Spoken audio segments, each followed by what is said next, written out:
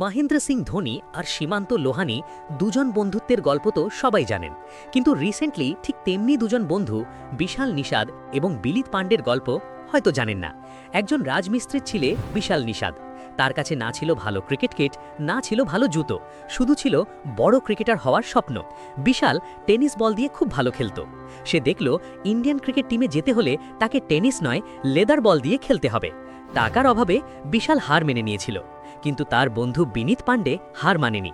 সে জেদ করে তাকে কোচ কল্যাণ সিংয়ের কাছে নিয়ে যায়।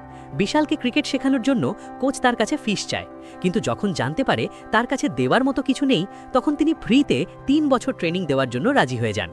বিশালের ক্রিকেট খেলা দিনের পর দিন আরও ভালো হতে লাগে, কিন্তু তখনই জীবনে নতুন মোড় আসে। বিশাল টি20 ট্রায়ালের জন্য তার এক গ্রামের বন্ধুর কাছ থেকে 2000 টাকা ধার নিয়ে নয়ডাতে বেরিয়ে পড়ে। প্রথম ট্রায়াল ম্যাচেই 3 জন প্লেয়ারকে আউট করে সবাইকে অবাক করে দেয়। পরে ইউপি টি20তে আরও ভালো খেলে। পাঞ্জাব কিংসের একজন বড় খেলোয়াড় অঙ্কিত রাজপুতের নজরে আসে।